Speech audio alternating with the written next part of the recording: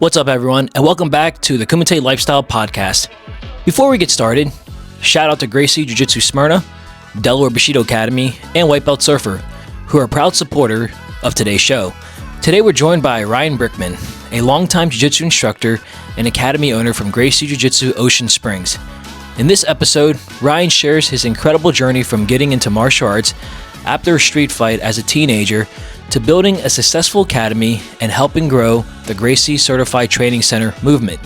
We talk about the evolution of jiu-jitsu schools, building strong academy culture, training longevity, overcoming injuries, including a stroke on the mats, and why community and family are the real reasons people stay in jiu-jitsu. This is an honest, powerful conversation about leadership, resilience, and the future of jiu-jitsu. So sit back and let's introduce Ryan Brinkman. What's up, everyone, and welcome back to another episode of the Kumite Lifestyle Podcast. And today we are joined by Ryan Brinkman, all the way down from Gracie Jiu-Jitsu Ocean Springs down in Mississippi. Ryan, what's going on, bro? Not much. Just finishing up with class and excited to be on the podcast. Yeah, man, absolutely. And we're excited to have you. So when you say finishing up class, what class did you just finish up? Just finished up combatives, and we have two sides of mats, and so my wife taught women empowered on the opposite side. Awesome. Yeah. So you run a school down in Ocean Springs. How long have you been a school owner? So under Gracie University, I think in 2021 is when I started with them. But I kind of got a school put on to me, given to me in maybe 2004, 2005. Very cool. So you've been around this business now for a while, so I'm sure you've seen all the ups and downs and all the crazy, stories that you hear in the news, and not even just that, just the kind of the evolution of technique. So let's start there. Let's go back because I do want to kind of dive into where you are at currently, but I think for the sake of the timeline and for the audience to kind of get to know you, I'd like to get to know more about when you started and why you started martial arts. So tell us when you started and let's just go from there. Yeah. So I started in 97. I'm from Jacksonville Beach, Florida. So I guess I was about 15 or so, and I went to a party in Gainesville, and I got a ride there with a girl, and she drove me there, and some buddies were there from Jacksonville as well that surfed. I grew up surfing, grew up on the beach, and so I was kind of meeting them there, and they were a little bit older than me, had been, drinking, some other things. And one of them just ended up slapping me in the face randomly in front of, 100 people. And so I kind of didn't know what to do, thought about it a little bit. And then he came around, started speaking with me. And I'm like, hey, man, you realize you just slapped me in the face, 10 minutes ago. And he's like, no, I didn't. But if I did, so what? And right there, I was kind of like, I don't even know what to do. And it's a friend too, somebody I consider a friend, I guess. Yeah. And he started kind of fighting me. And then another friend of his that I was friends with, they both started beating me up. And basically I went home with a black eye and not feeling too cool riding back home with the girl who gave me a ride. And the next day, my uncle said, I'm going to take you to a school where you pay $10 and they teach you how to fight. And he just happened to take me to a jiu-jitsu academy where they did jiu-jitsu and Muay Thai. So I was very blessed. And there's only one of those schools in Jacksonville at the time. Now there's probably 500. So I was very, very lucky to blessed, lucky, whatever you want to call it, but to be put into that atmosphere. So, and after day one, I was just hooked. I never wanted to feel that feeling of the feeling of being beat up and just helpless. It's a difficult feeling to feel. Yeah, it's a difficult feeling to feel now that you can reflect back on that. But isn't it interesting that there's so many people just on this planet that have no idea, even the slightest clue of how to defend themselves? They think they can, but it's like Mike Tyson says, everyone has a plan till they get hit or slapped or whatever. But yeah, it's interesting how that small moment was kind of like the domino effect, because of that, you realize like, man, if I don't know what to do, then, and that was a friend you mentioned. Imagine someone like imagine if I don't know, if it wasn't a friend, like how much like more south that could have gone. So that's cool. So you started training at a place that offered jujitsu and Muay Thai. Mhm. So, and you said that was around 97. And then you mentioned shortly thereafter, around 2005, that's when you started teaching. So what belt were you when you started teaching, Ryan? So I was teaching. Another school opened up that was like not an affiliate of Hoist, but more like a club. And it was right down the road. The school I was going to was about 45 minutes away. That was under Helson. And there was a black belt there teaching. And so I went to that school, checked it out. Then politics kind of came involved a little bit. And yeah, so I stayed at the Helson school. And sorry, what I totally blanked on the question. I was going with the Helson school. My No, it's bad. all no, it's all good. You can please continue that. But I was just wondering like what belt rank or yeah, Oh like yeah, when you yeah. started teaching. So, anyways, the other school, there's a judo school there, and they had openings on Tuesdays and Thursdays, and our schools were Monday, Wednesday, and I believe Friday or Saturday. And they said, "Hey, if you want to teach jujitsu, go for it." Like an open mat type deal. And I was a blue belt, and so I started teaching. And some guys came in that were huge weightlifters, like really big guys. I'm not that big of a guy myself. I'm, like 145 pounds and, maybe 5'11". And they were questioning me on a guard pass. They said, "Oh, just push my leg down and it won't work." And I couldn't figure it out. I was like, "Man, I'm stuck. I don't know what I'm doing." And Yeah. so I stopped right then as a blue belt. I realized how little I knew and went back to just training full time at the Helson School.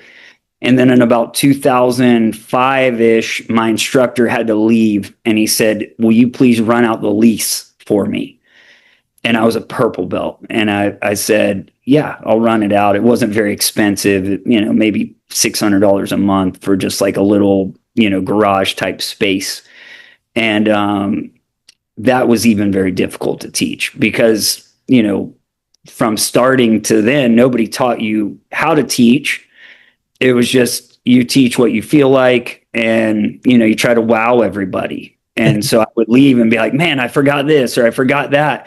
And I was like the technical guy, and I didn't have good technique. I think I was tough, but not technical. So, bluish tried to teach a little bit, purple, full in, to teaching. And that was a tough time because there was other purple belts and brown belts at the school. But I guess the instructor just felt that I would always show up.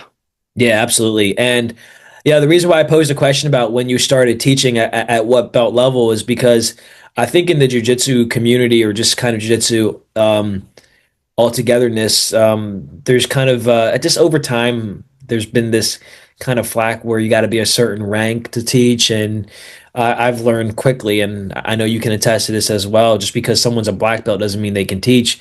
You just got to have someone that knows just a little bit more than the average consumer, and then as long as they can present it well, hopefully, right? Like you should get a good product. No, I was just wondering because I know.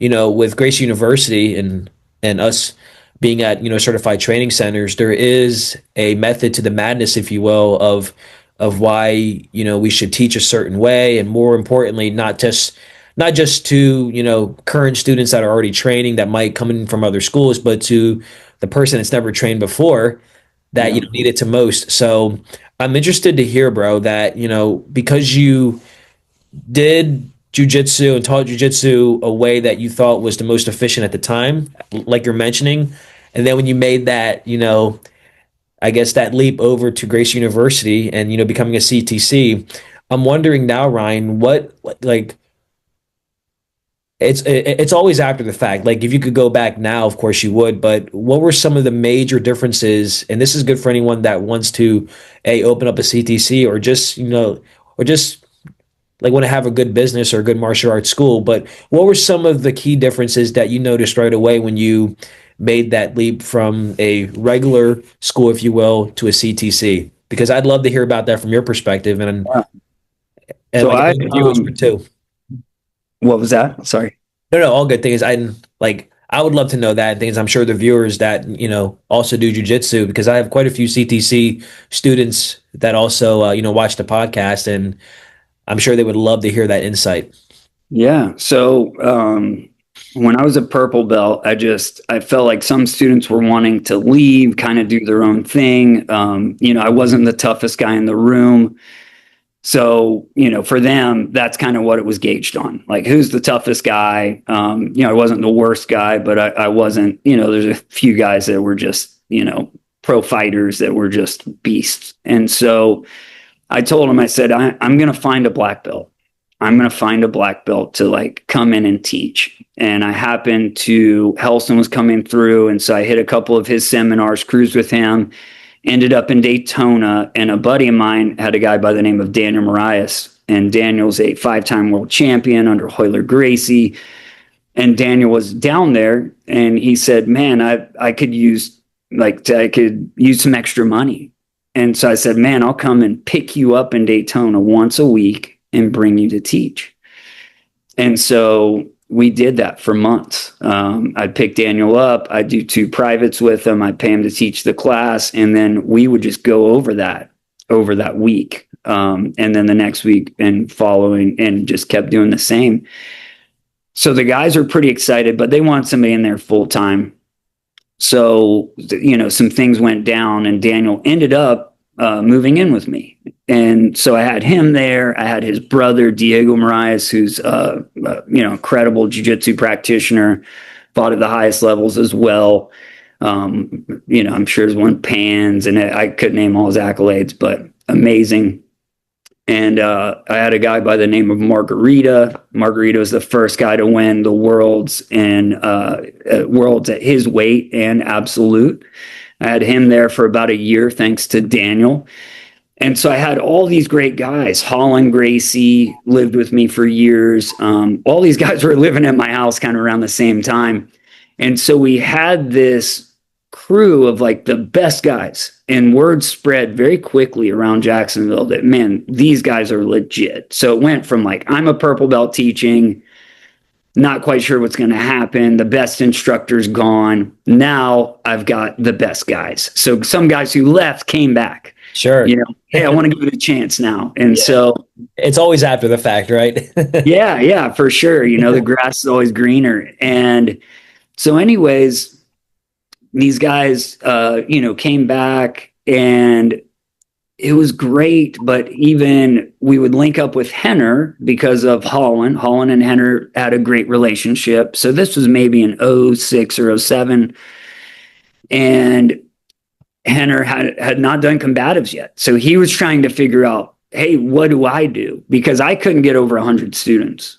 It was impossible. It was just that was like the cap. And I think Henner was around 250 or 300.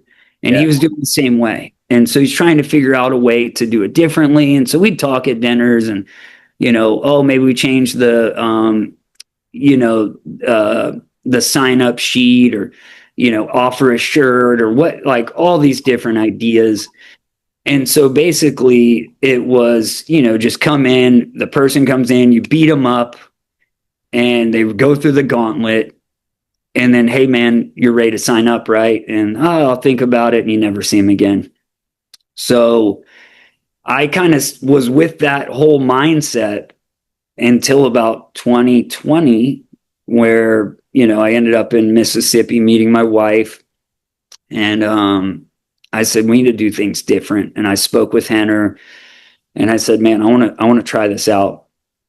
And so this was the first time that I ever had a school where I could call and there's somebody to talk to about business, right? I could reach out to gentlemen like yourself, other school owners. There's stuff on Facebook. I almost said MySpace, but that gives my age. But Facebook. I had MySpace, bro. It's all good. I had it back in high school. Yeah, put your favorite song on there. Yep. But anyways, Tom from MySpace. yeah, but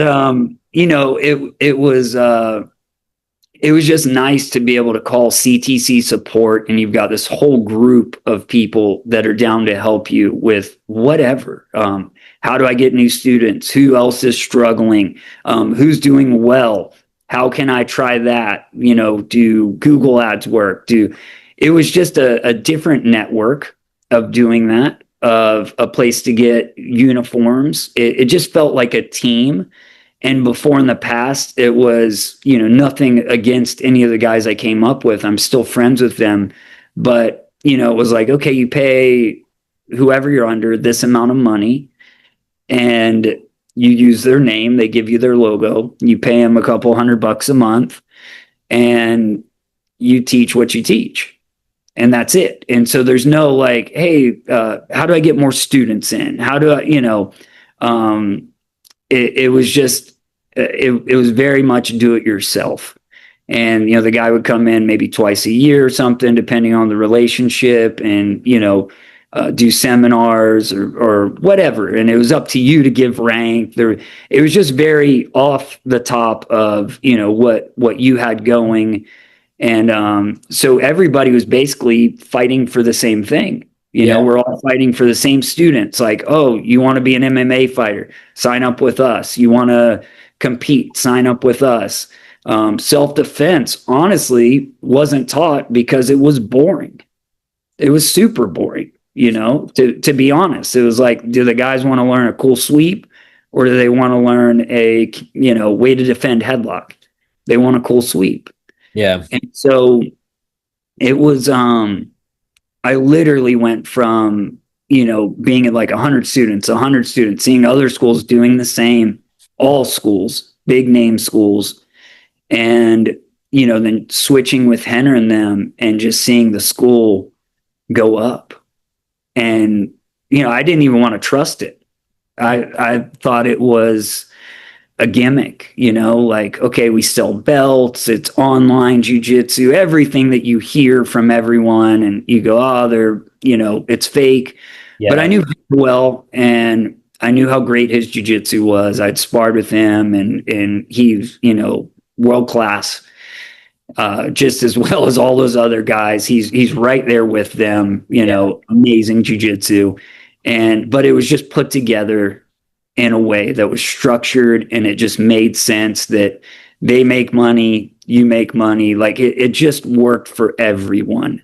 And it wasn't just for them, to make a couple $100. So it was the best decision I've ever made in my life for business and for getting jiu-jitsu out to the public. It was huge. The best. I know it's a very long-winded answer, but it's the best thing I've ever done in my life. Yeah, man, absolutely. And thank you for sharing that. And I too can attest to the benefits of Gracie University, not just from a student standpoint, but also from assistant instructor. I don't own a CTC, but I do help facilitate. I am the lead assistant under Howard Steele, who you know. And just, you're right, because Howard comes from kind of that old school background as well. And just, you said something where, man, you said something pretty profound, Ryan, how you guys were all kind of competing for the same things without even realizing it. You were chasing the students that wanted to be MMA fighters. You were chasing, that wanted to compete, but ultimately you were, whether you conceptualize it or not, and this goes for any, school, even school owners then, but even now, but you're missing a large gap of the population that needs jiu-jitsu the most. And yeah, I think that's important when you can kind of cater to all the masses, if you will. And I know that obviously being a CTC, that is the case. I did have a question. When you were mentioning about talking with Henner and in your early relation with him, and you said around 2006, before they started really implementing and spearheading the combatives program that we know today, did you like, were you talking to Henner like in 2006 about all of this, or was this before you came on board to become a CTC? So like, I just want to get the timeline kind of correct, because I mean, regardless, that's awesome that you have a connection with Henner, who's the head of the organization for GU before even coming on board to, become a CTC. Yeah. So he would come to Jacksonville and work with the police department. Yep. And This is before GST, which is before all that was even. But it was before GST. It was basically like they're just coming and giving combatives. I don't think combatives was rolled out to anybody. Sure. It was for, military and police officers. And so there's the JSO, Jacksonville Sheriff's Office. They have a matted out room, and the guy who kind of runs it has been doing martial arts his whole life. So he brings in really good guys. And so Brian Ortega and Henry would come.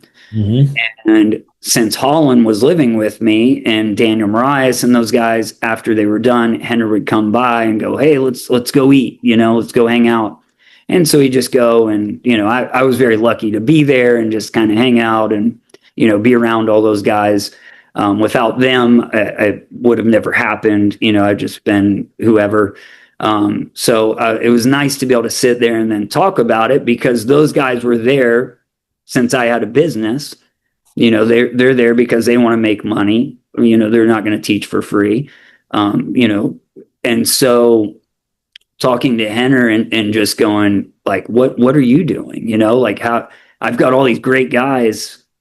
How do I get more students? And so it was before combatives, completely before combatives. Maybe he was thinking about it, but he didn't say anything to me. I still have an email of a waiver he sent me, I think in like 07, or I maybe these dates are off, 07, 08, 06, something like that. But he's like, I think this waiver is game changing. Like, it's going to get people to sign up more. And I remember implementing that, and I was like, well, it didn't change anything. But, it wasn't that. It was just the program was run so bad. It was beginners come in and you just get thrown to the wolves. And I think that's how Henner came up. And that's how, everybody came up. Yeah. Yep. Yeah. That's how all those guys, we all came up, was just who's going to stick it out. And it wasn't much about, if somebody new came in, it was like, what's new that I'm going to teach? Like, what's the first class I teach them? And that was just off of, me figuring it out. Like, do they have a gi? Do they not have a gi? Is it a cross collar choke? Do I teach them a cool sweep? Like, you're basically trying to wow them somehow. And then for them, they're trying to come in. I didn't understand this, but they're trying to come in to learn how to defend themselves. The boring part of jiu-jitsu, for the other students. So, we'd have guys come in from other schools that were brown belts, and our, blue belts would beat them. And they go, man, I think I'm getting my black belt in the next year or so, but I guess I could come here, but like I would be a blue, like I don't want to get my black belt here. And so, yeah, it was prior to GST. Or sorry, not GST, but to becoming like to having combatives rolled out to everybody. And I got to kind of see that. I think I went to a seminar with Henner in maybe 2012 or 2013 in Virginia. And it was like the first guy, I think, that had a CTC. I can't remember his name off the top of my head, but I think he was the first gentleman. And so I went there and just checked it out. And, but still, I didn't know about the program. I just went and was like, oh, cool. Henner's going to show something neat. And, I get to hang out with them, say what's up, and maybe train a little bit. I had no clue about the business aspect. So they've changed things for the positive, immensely. And even around where I'm at now, I remember getting started, Henner said, people are going to talk poorly about you. Yeah. And a lot of these guys I trained, I was brought here to help with UFC fighters and to help these guys accomplish huge goals. and, you know, not as like their main training coach, but I was there as like, okay, I'm teaching jujitsu. We're going, you know, to UFC fights, to corner. I'm wrapping hands. I'm, you know, holding pads, whatever I could do. And, you know, but even that was, you know, still they weren't growing. And even having UFC fighters in there, it was difficult. It was extremely difficult. So I just knew I needed something different, and it was time to give it a try. You know, just try something new. And like I said, it's been the best thing ever. But people definitely, these guys that I helped work with, you know, I still have good relationships with them, but the schools will talk poorly about you, like, oh, they give belts, they do this, they do that. And when I was getting set up, I was ready to quit, because I was like, man, this is a lot of material. I've got to understand this as a black belt. I have to like use hooks. I never used hooks, like just different stuff. And I was like, I told my wife, I said, I'm not going to do this. I'll just call Daniel Marias and get affiliated with him and just forget all this teaching, testing, what, you know. But I wanted to quit because it was difficult. It was very, very, very difficult. And I don't think people realize how difficult it is unless they've tried, because a lot try and don't make it, because I think they feel the same way, that it's going to be easier than what they think, that it's this gimmick. And they see that, oh, there's a lot that goes into this. And so they quit, and then they go with who they, you know, I just pay $2 a month and do it that way, and do it my own way. Yeah. Have people spar immediately. And what, you know, obviously there's been some changes in, you know, with GU, which have been great changes. And I know we're all implementing them, but, yeah, like I said, it's the best thing I've ever done in my life, but definitely I've received flack. And I think it's just because, you know, we're busy, we're blessed to be busy. And, you know, we have tons of families here. People even ask, like, do you guys teach adults? Because there's so many kids and moms and, you know, just families here all the time, you know, hundreds. And we're blessed, man. We're so stoked to have such a cool organization that we're under. Yeah, man. And so just imagine, had you kind of taken a different path, or decide, you know what, I'm not doing this anymore. Let's go back to what we thought worked. And like, you wouldn't be here today. And you said a couple of things. Actually, you said this like, you know, a couple of times, just, you know, from the time we started this pod, was you're very blessed, very thankful to be where you're at today. And you wouldn't be able to say that had you not, you know, started down that path.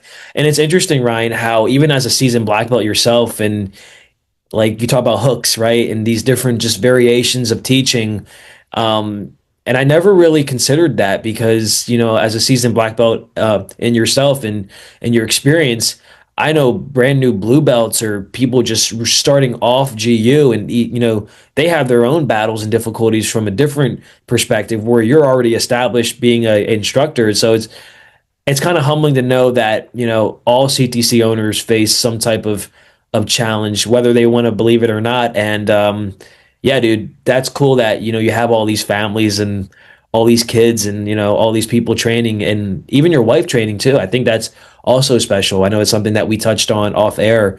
So now that you're, well, actually, I do got to ask. So going back to hooks, right? Yeah. So when you started teaching and implementing, you know, not just these different variations or these nuances, but for those watching, Gracie University has a program called the Instructor Certification Program, ICP. And, you know, and of course you can always do your own research if you're, like, you know, watching this, but it is not an easy thing. So what Ryan is saying is, it's not just, hey, you know, you pay and then you get XYZ. No, there's so much that goes into it. And for instructors, our, like, that standard bar is so high, where it's not just, hey, oh, you want to teach from me? Great. It's like, no, you got to be able to teach a certain way, you know, like using this formula. So I posed a question for you, Ryan. Like, was that tough for you, maybe in the beginning, because you were so used to teaching one way, or because you were already instructor? So I was like, okay, cool. Now I just have a better path and another kind of guide as far as teaching. Like, did you ever struggle with the SPF? And then my follow-up question is, when you started teaching combatives, what was that like initially in the beginning? Was it kind of, did you feel forced, like you had to stick to a certain way, or, you know what I mean? Like, I'm just curious to kind of get your take on that, bro. Yeah. The SPF was just like you said, getting certified, where I have all these videos and they're hours among hours long, each one. And I'm like, I really have to listen to all this, it's crazy, I should be good. But that was around when I did this, was around COVID time. And we did an online on Zoom. And I remember they would pair us into groups of like 3 or 4 people. And I don't know the person's name, but there's a female in there who was like 16 years old, and she was teaching, and she knew this verbatim. Mm-hmm. Not like, didn't miss anything. And they were like, oh, you listen to us, because they see my belt.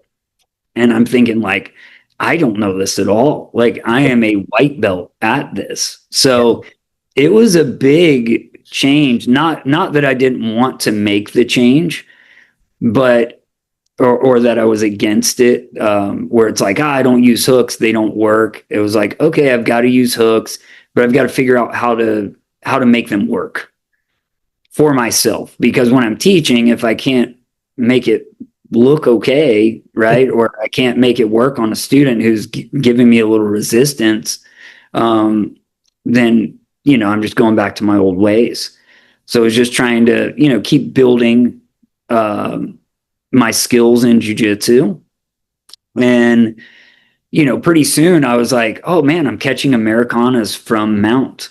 Like, I haven't done that in years. Mm-hmm. Because I have hooks and these basics are right there that I just kind of looked past. But I think the biggest thing for me was knowing that I have somewhere to start somebody from, and I don't just have to guess. That I could go, okay, you're going to use hooks. Like, do you have to use hooks? No, you do not have to. But most people are going to put their feet on the mat and try to throw you off, or bridge you off, and you want to use these hooks. Yeah. And then later on, as your jiu-jitsu journey grows, you can choose when to and when not to. But it was, it was definitely different, but I honestly, I was excited. Teaching in the beginning was extremely difficult. I even feel like now, I've taught so much, that it's just making it fun, and then still trying to find out new details with different body types, and, people give you trouble in different areas. And, I feel like even though our combatives might sound with the verbiage like it's a mean class or something, but it's actually the beginner program. But then people don't want the beginner program because they're not a beginner. For most of us, we want to say we're not beginners. But yeah, it was just nice being able to let them know, like, hey, here's class 1, here's class 15, and they can be taught in whatever order. It doesn't matter if it's day 1 or, what class we're on. They're all taught as if it's your first. So I think that was very fun to me. And I've just been having an absolute blast teaching that. And just, and most of the students that come in are excited to see that too, where they go, oh, cool, I have a card, there's a calendar, I know what's going down. And then on top of that, they have, access to videos. Mm-hmm. And I just had a trial on Thursday night. Thursday evening was a 24-year-old, very athletic, played basketball in high school. And we did triangle, and I showed him the video after, and he's like, man, that's exactly what you taught. And he's like, that's so cool, And I said, yeah, man, that's at all the certified training centers around the world. You don't have to worry about, am I going to get beat up, or is there a target on my back, or, like that you can go in, because he was actually very nervous. Sure. even though he's big and skilled and just, an athlete, not skilled as in jiu-jitsu, but he's very nervous. And I said, man, don't be. But he was like, oh, cool. Like, I know what I'm doing. I can watch the class before or after. And I just never had access to anything like that in any programs that existed. Yeah. And I know this is like, I spoke about this before of like other schools kind of not liking what you're doing, or just maybe being a little bit jealous that there's students there and they shouldn't be because you're fake or whatever. But still, it just, I don't know. I don't know. It's so nice to, I guess, in the grand scheme of just having that program to go off of. That program is huge. No matter what your belt is, doesn't matter. It's just nice to have that program. Yeah, man. As they say, haters are always going to hate, I mean, you could do all the great things, people are still going to talk. If you do all the bad things, people are still going to talk. My belief is like, give them, something positive to talk about, whether it's meaning like, I mean, like we know what's up, but people are going to say whatever they want and we can't control those things. And it's kind of hard to kind of grasp in the beginning because you're like, man, this is such a good program. I don't get why people are bashing it. It's because they don't know. And like you said, people are just jealous, it's very humane of us to, think otherwise. Man, bro, like what's curious, or actually interesting. So I had this talk with Howard recently. Whenever there's a jiu-jitsu school that's about to pop up, or whenever there's a school about to open down the street, there's always this weird friction, like, oh, is that person qualified? Does that person even do this or that? But bro, you have restaurants literally right next to each other. You have a steakhouse, and then you have a taco place, a chicken place. No one even bats an eye because no one cares. So if Taco Bell can have 20 people, and then Olive Garden has another place or whatever next door, why can't jujitsu be the same? I think it's weird how people just get so bent out of shape. Like who's qualified? Oh, they're a CTC. They're not real, or it's a sports school, so they don't do self defense. Just I think there's room for everyone, and I think it just really comes down to what you want to get from it. And I'm just glad that CTCs, we provide initially what people want. Aside from the self-defense, people come in for that, I truly believe, but then people stay for the community.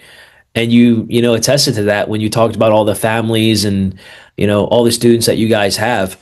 Ryan, what's a challenge that you have, like not everyday challenges, or maybe it kind of, maybe it kind of goes into the question, but as an instructor, or as a business owner, right? What are some of the everyday challenges or a common challenge that you face that it's not necessarily hard, but it's just like, oh, I've been through this before, like let's see how I can do this again. I know for myself, sometimes the challenge is when a student comes up and says, or a parent says, hey, my student's getting bullied in school, and even though it's called the Gracie bully proof, and we do our absolute best to define what that is, the 5 rules of engagement that of course we all know, but how do you deal with situations like that if they even do come up? And I mean that's just one example, but like what's a problem that you might like that you face sometimes? Yeah. Sorry. I know in the last one, I was going to say something is, Oh no, you're good, bro. earlier, but, a lot of those schools that were saying so much about like, oh, they're fake. They don't compete. Now they're offering that they're the self-defense school. They don't compete. They do 10-day trials. So like all the other schools are now jumping on that bandwagon of, man, we don't, want you to compete. It's all good. Actually self-defense is the way. So it's changed. Of course, because they see the success that you have, bro. It's social proof. People would do what people like them are doing, whether it's directly or indirectly, dude. And yeah, man, we see the same way. I want to be careful about how I word this, based on who's, I'll let you know for the viewership, but there's places, I'll just say that, in our area where they've literally copied a program that we teach and just rename it to something else. But they'll use the same videos, the same pictures, and I'm like, it's it's flattering. It's like, man, that's crazy how like you'll bash us, but at the end of the day, you know what's up, you know? I don't Yeah. No, we'll have students come train and then leave after a few months, go to another school. And then a student will go, "Hey, I heard so and so's teaching combatives at this place." And I'm like, "Really? They quit, but now they're know. teaching over there. You know, they're teaching Yes. combatives. Yep. It's not online that they teach combatives beginners, but they're teaching combatives. So they didn't like it here. They just wanted more. Yeah. Excuse me. They wanted more faster, and so they're teaching that. But to the question you had on, things that I deal with, like thankfully, I have my wife here to help, which without her, I don't think I could, I know I couldn't do this. She helps so much. Um, I think it's very important to create a good culture at your school, which can be difficult in terms of, the newer guy coming in wanting more, but being able to tell him like, hey, if like either you trust me or you don't. And if you don't, you're more than welcome to try any school around here. I'll let you know the best ones that I think are, I'll point you in the right direction. But then, I think some of the hardest things are when our students get to a point that they want to take it to the next level of competing, of fighting, and I'm cool with that. They can do whatever they want. I just don't take my time to change the class to revolve around them. If they want to go jump open mats somewhere else, that's totally fine. I'm cool with that. A lot of the guys are super nice around here, so that's all good. But I think just keeping the camaraderie around here and making sure that people love being in this class and not worried about losing that one person, especially can be tough when it's a blue belt that you put years into or a purple belt or a brown and they want something different. And I think it's okay to tell them, and it's tough. It hits us, right? It hits us big time. But to tell them like, man, go for it. And, thank you because they've supported us for 3 years, 5 years, 8 years, however long that they have been a member of our school. And so I'm very thankful that they chose to do that. And then if they want to try somewhere else, it's like, man, the door's always open. You can always jump in on an open mat. You're a great person and chase your dreams, man. It's all good. I'm not going to tell somebody they can't eat at Burger King, like you were kind of saying earlier, like, no, Burger King's off limits, but Taco Bell's okay. It's like, you're a grown adult, pick what you like. And for the parents too, we have it set up at our school that the chairs and couches and stuff are kind of put further back. And then we have cubbies that are raised to a size to where the parents would have to sit up, like stand up to watch the kids. And I did that just because I don't want parents coaching. And so when they come in, my wife's very good at that, just saying, hey, if you want to get up and like take a picture, no problem. But we just love you to stay seated and we've got your kid, please trust us. And if there's an emergency, of course, jump off, go to mom, dad, grandma, grandpa, whatever. But yeah, I think those are things that we struggle with a little bit that can, hit close to the heart. And, but just, it's very tough to tell them like, hey man, I'm all for you going after, because a part of me wants to say, man, I know where that leads. Yeah. But at the same time, I don't want them to ever feel like they missed out on something. So, go try it and see what you think. And then we're always here, and whether you train here again or you don't, I still got love for you. Yeah. So I think that's something that I deal with because I think our ego pulls at us no matter what, that it's like, man, you're a purple belt over here. Like, do you think you're going to learn some new move you've never seen in your life over there? No. But they might think they will. So, you just got to kind of let them go and not sit there and tell all the other students, oh man, down there, I heard this guy's really good. And, it's like, dude, go ahead, go over. Like I said, I'd rather lose the one than lose 20 other good people. Yeah. So I think that's something that I struggle with a little bit. And then, also struggling just because we all have our daily things that we deal with, can be arguments with, our spouses, just life happens. Yeah.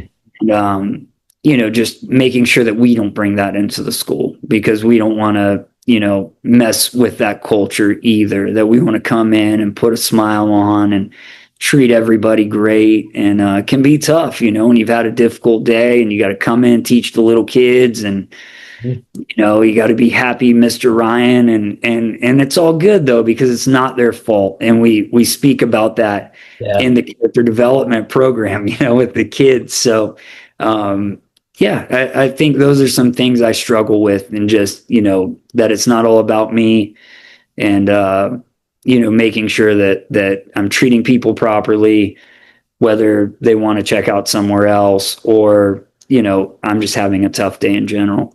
Yeah, absolutely, Brian. And I appreciate that breakdown. And it's always reassuring to know. And you mentioned and you just said it now when we're out at, the instructor certification meetings and just getting all the feedback. Man, it's always reassuring to know that, the problems that I have or the problems that our school might face is similar to what your school faces. So it's like we're all literally in this together. And I just want to say on air that if anyone's watching this and you are a CTC owner or an instructor, or if you belong to any organization that has gatherings, go to those gatherings, because you're going to receive a lot of new content information that you might not even realize that you needed until you actually hear it. And just hearing all the things that you just mentioned now, especially about, losing the student or students that we've invested so much in. Howard talks about this. He had a very similar situation, like you mentioned. The kid was with him for a long time and then decided, just for whatever reason, wanted to leave. And it was hard for Howard. And I remember he called Hedon, and Hedon said, Howard, like, we're not always the instructor for everyone all the time. And I learned a lot indirectly from Howard and, GU and, folks like yourself. Even if the problem has nothing to do with me, I keep that back here. I'm thinking, oh, I remember one time Ryan on the podcast was saying XYZ or something that someone said. I'm like, I can use that moving forward. So, yeah, man, I appreciate that. That feedback. So I know we had a chance to really talk about your school, kind of your humble beginnings and kind of where you are now. But I wanted to ask, and this is more just for you personally, what have been some setbacks in your jiu-jitsu journey where it sucked at the moment, but it helped you get to where you are today, or it was a good landing spot to where you are now? It's something that you can share with like your students. Can you think of any, I don't know, particular setback that helped, continue to shape who you are today? Yeah. I mean, I've definitely, had some physical things that have been tough to go through. With injuries and whatnot. I had a stroke in 2021 on the mats, and I could only hear. That's it. I couldn't talk or walk or anything. And that they just said, like, oh, you'll never surf again, you'll never train again, you're done. You're basically just going to sit around. And I they had an ICP coming up online, and they're like, oh, you got to be a part of it. So I went through that the best that I could. And I think that was a big setback and an easy time for me to go, oh, I'm done. But it was really cool that a lot of my students came behind me that I didn't expect to happen, because our school was very new. Mm-hmm. and they taught classes, even though they weren't certified. I don't know if I get in trouble for that or not, but they were teaching the program, and my wife was there, and then yeah, just trying to be here as much as I could, even doing the limited amount that I could do. And so, see you guys now go, oh man, I got to get in shape before I come back, or I'm getting a knee surgery. So once that's done in 8 weeks, then I'll come back. And, for me, I felt the more that I was here and just being on the mats, whether I was training or not, was very important for me, just to show face, just to keep the camaraderie with everybody, that I don't just disappear. And and then just making sure that I'm training smart, that I'm training very smart, and it doesn't have to be I win all the time or anything like that. But how hard am I fighting these submissions going around my neck where I had a stroke from? Or am I going like, okay, you got 2 grips, you win, no worries, tap out. I want to do this forever. But yeah, those are definitely some difficult ones to deal with. I think that we all go through injuries, we all have some sort of injury from jiu-jitsu, and I tell the guys, and I feel like they think I'm sales pitching them, but I'm like, hey man, I know you're having a knee surgery, but still show up. Just come sit, just come hang out. Yep. And they're like, oh, I can't roll. That's okay. It's okay to say no. Yeah. Who cares? It's actually tougher to say no than to say yes. So, somebody says, oh, you want to roll? Hey man, I'm 6 weeks out from a knee surgery, couple more weeks, and then I can. But right now I'm just going to watch. And so, yeah, I mean, that was a huge setback for me, but trying to, take something that was a negative and turn it into a positive the best way that I possibly could. Yeah, absolutely. And you definitely have. So thank you for sharing that. And, for those listening, any setbacks, I think a lot of times people think setbacks are permanent. And in your case, it wasn't. It sucked at the time. Yeah. But it's great to know, that you had that reinforcement back home through your family, your wife, your students, and here you are today. Man, that's awesome. I did want to ask you this as a black belt, right? And we hear this a lot as people get older, as people mature into different phases of their life, and more speaking relatively from a jiu-jitsu sense.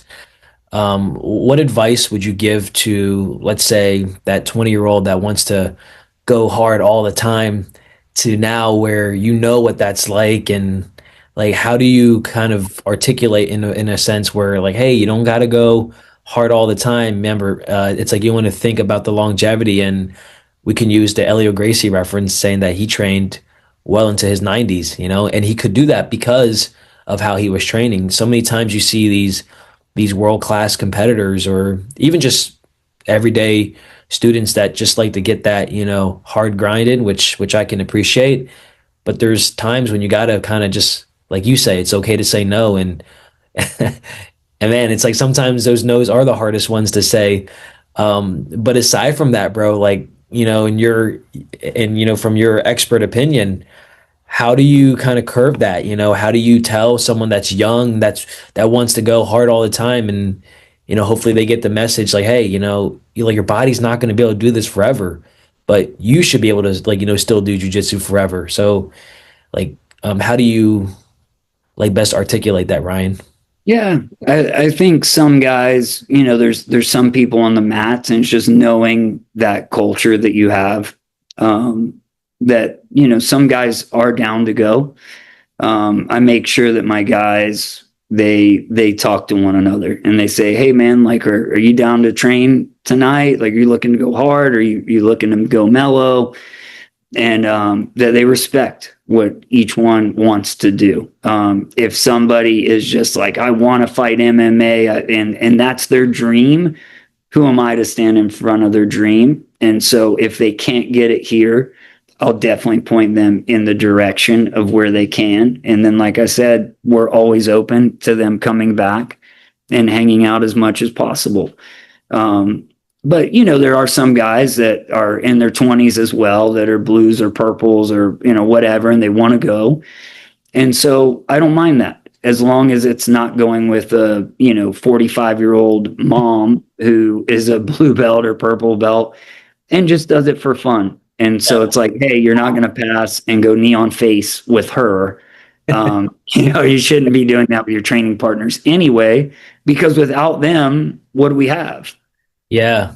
Have nobody. If I just try to play a game me every single round with every single person, now my nights start to dwindle on the people I have. And so, and on your body too. Yeah, it hits our ego, it hits our ego big time. They're like, oh, as a black belt, do I want to get submitted? Am I okay to get submitted? Am I okay to say no to the hungry purple belt? And but it is okay.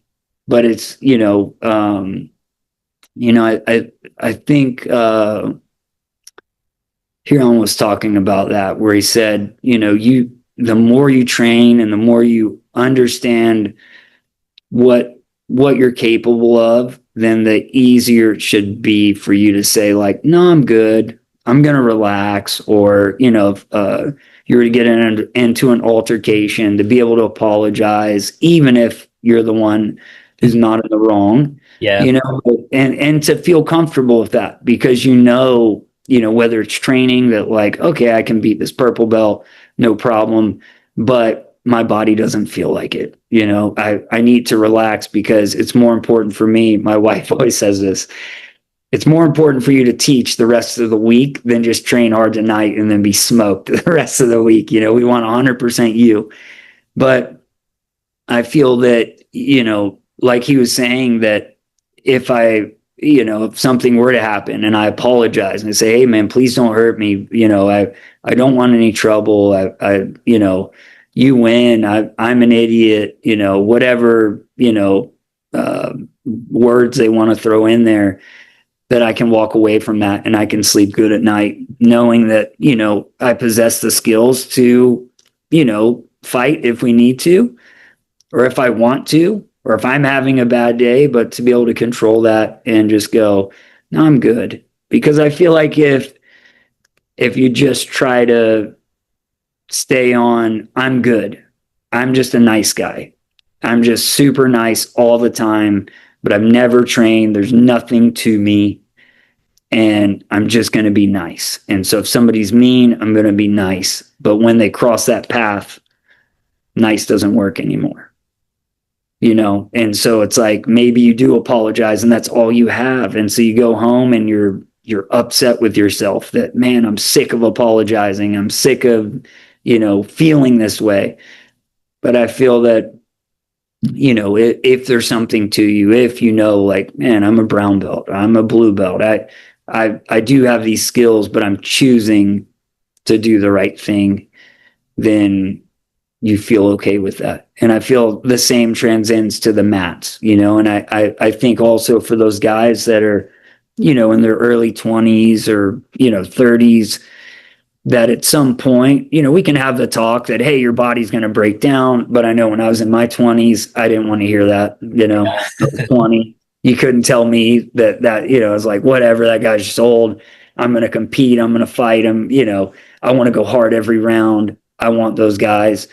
But, as we get older, it's like, you can have that conversation, but I think just maybe having the conversation, but then not forcing it on them, and just, like I said, making sure they have the right partnerships. They're not treating anybody poorly where you have to go, hey man, you can't act like that, or I'm going to have to ask you to leave. And then it's, if they can't understand it, then they're not part of your culture that you have at the school. Yeah. So, yeah, I don't know. Hopefully that answers that question a little bit. Yeah, it did, dude. And yeah, thanks for that. It's been cool just to really just within this last hour or so, just getting your perspectives on from the time you started. And I learned a lot, especially I didn't realize that you had such a good early connection with some of the Gracies. Going back to Holland, what's his connection with Henry Hedon. I mean, obviously he's a Gracie, but what's his lineage? Like, who's his father? So his dad is Helson. Okay, perfect. Yep. So he wrecked Helson's car in Hawaii. And Daniel Marias is living with me. And he said, man, Holland wrecked Helson's car. Holland's nervous that Helson's mad. And Sure. can he come and stay? And I said, sure, and we just opened another location. I was like, oh, I can run that. And he lived with us for a few years. And we had a great time. I'm sure if you ever spoke with Holland, he would tell you, those are some of the best training sessions ever of having, I mean, myself doesn't really matter, but having Daniel Marias, Diego Marias, Holland, Helson, Yeah. just us 4 or 5 in a garage Every day. with Helson watching, it was like, Yeah. that was pretty cool. But yeah, so Henner and him are cousins, Sure. and Holland decided like, hey, I'm going to go out there and check it out. And he did. He went out there for maybe this was in like '09 or '10 or '10 in '09 or 2010. And he came back and his verbiage had changed, the way he was speaking, because they were doing combatives there. Yeah. And the warm-ups and the techniques and just the way he spoke was so cool. And I was like, man, he really learned a lot there, and he thought about, he said, I'm going to live here and I'm going to teach at this school. And he was probably, 23 or something. And I said, dude, you're Holland Gracie, bro. Like you can go anywhere and train for free, like anywhere in the world. Go and do it. Don't settle here. And the other school was it was in St. Augustine, Florida. And I said, don't live in St. Augustine, man. Go and travel. And so that's what he did. And now he runs Half Gracie School in San Francisco. Yep. And so, yeah, it was cool. It was really cool. It was cool just getting to know Holland better than what I did. We were both brown belts at the same time. And so, yeah, just going to compete together, seeing what goes on in his head of being a Gracie, being a brown belt. We're going into open weight tournaments of any belt. How do you feel about that? You're a Gracie. What if you get tapped? Like, how do you deal with this stuff mentally? That's got to be a lot on your shoulders. Everybody wants to tap out the Gracie. Mm-hmm. And so, yeah, it was just cool. It was a big learning curve for me as well. Just getting to see the way he taught, the way he spoke, the way he thought. And yeah, just seeing like his competitive nature as well. And I think that one year he took second in the world in the gi, lost in the final, but for adult worlds, which was huge. And but yeah, it was cool. I like I said, I think Holland's maybe mentioned this in other podcasts and stuff, that was like the best training he got, was in that brown belt phase of being, living with Daniel and Diego. And, I was there, but I was just very lucky to have them around me. But we all lived in the same house and, shared the mats and had wars and, had wars on the mats and off the mats sometimes, but they're good. They're really good. So yeah, but talk to them. What's that? You still talk to those guys today, or do you still have contact with them? Yeah, I think Helson lives more in Brazil, so we don't speak that often.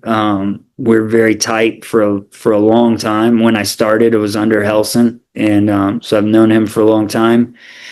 And then Holland's pretty busy as a family and everything, but yeah, we talk here and there on Instagram and whatnot, and every now and then over the phone. But yeah, I still keep in touch with all those guys. There's no bad blood or anything like that. It's he knows the curriculum at Gracie University, and I'm sure there's a lot there he loves, and I know he learned a lot from those guys. But I would say anybody who's looking to make some sort of change in their jiu-jitsu, and they have this thing of GU sells belts online and all, that was maybe way back in the day that was happening, but so much has changed and it's so incredible.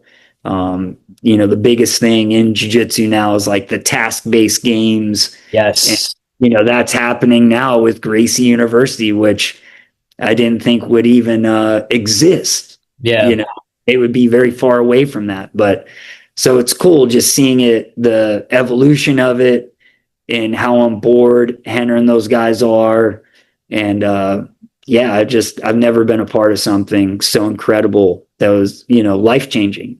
Yeah. Or I probably wouldn't have the school now, or it'd just be a little small thing and work a job and then teach. So and we wouldn't be talking. Yeah, exactly. It's crazy how it kind of transcends, like you were talking about earlier, and just on and off the mats as well. Pretty cool. Man, Ryan, this has been a dope, fast hour, of course. I appreciate you coming on, and more importantly, I appreciate your perspective on what it was like before you were CTC and what it's like now. And I'm sure it's been before you said it's been a complete 360 change, of course. So nothing but excited for both your wife and yourself and your school. We've had a couple students travel to your school, so shout out to Kat and Kira, and thank you for hosting them while they were there. I was with Kat the other night. I said, "Yeah, I'm gonna have Ryan on." She said, "Oh man, he was so awesome. He can just talk about everything and anything. He's just very personable." I said, "Yeah, that's Ryan," and because I told her that we had a nice phone conversation before this. So it's just cool what jiu-jitsu can do. It really is a vehicle if you allow it, just to, let you to travel and meet other people. So, and like yourself. So thank you so much for being on. I did have one final question, and I wanted to save this to the end. It might be a loaded question, but just do the best you can with it, with the time given. If there's anything, or if there's one thing that you could change about jiu-jitsu, whether it's from a teaching sense or maybe a competitive sense, but there's one thing that you could change that could not only benefit you, but benefit the next person, what would that change be, Ryan? I don't know. It's probably going to be a different answer than what you're used to. Sure. But the way I came up was, don't talk about religion, don't talk about politics in jiu-jitsu. Yes. Oh, yeah. For myself, every Wednesday we do an open mat from 7 to 8 a.m. And then we follow that with a men's Bible study from 8 to 8:30. Anybody's welcome from any program, any school. They don't have to pay a dime. They can come in if they just want to attend one or the other, or, if they're not into the Bible study, that's fine. My wife offers one as well for just women. And, that was something that, I was always very nervous of speaking about, but it's not something I try to push down people's throat that they're going to choke and they get, off put by it. But, something that I've felt that it's like, hey man, that we offer this, it's completely free. If you're into it, cool. If not, cool. Like, I love you no matter what. Yeah. Just having that door open. And so I think that is something, I know that's something I wish I would have done earlier in jiu-jitsu, and not just tried to be tough guy, whatever, and, act a certain way around the fighters, and then act a different way around the kids, and act a different way around family, and, whatever. Is just trying to be that same person, and, not push that on anybody, but that's just an open door. I love it, man. Yeah, thank you for that. Thanks for that perspective as well. Ryan, it was super cool to have you on. Where can the viewers find you if they want to get more information on you, or just get in touch, on social media? Yeah, so I have on Facebook, we have Gracie Jiu-Jitsu Ocean Springs. On Instagram, Gracie Ocean Springs as well. The website's gracieoceansprings.com.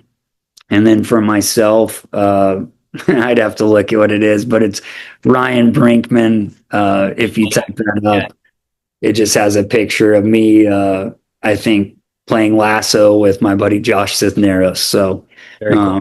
Anyways, but yeah, I'm on Facebook and all that stuff. But yeah, man, if anybody ever has questions or they're coming through, they're from a different school, doesn't have to be Gracie University, they're more than welcome to always pop in. They'll be treated great. And yeah, if they have questions or whatever, they don't like what I said, they're more than welcome to let me know. And no worries, man. No worries at all. Very cool. Yeah, so guys, so there you have it. So this was Ryan Brinkman. He was a guest today on the Kumite Lifestyle Podcast. If you're ever down in Ocean Springs, make sure to check them out. And of course, online as well. Ryan, thank you so much for your time today, bro. And I hope that you enjoy the rest of your day. Thank you, my friend. I appreciate you so much. Thanks for your time. Absolutely, bro.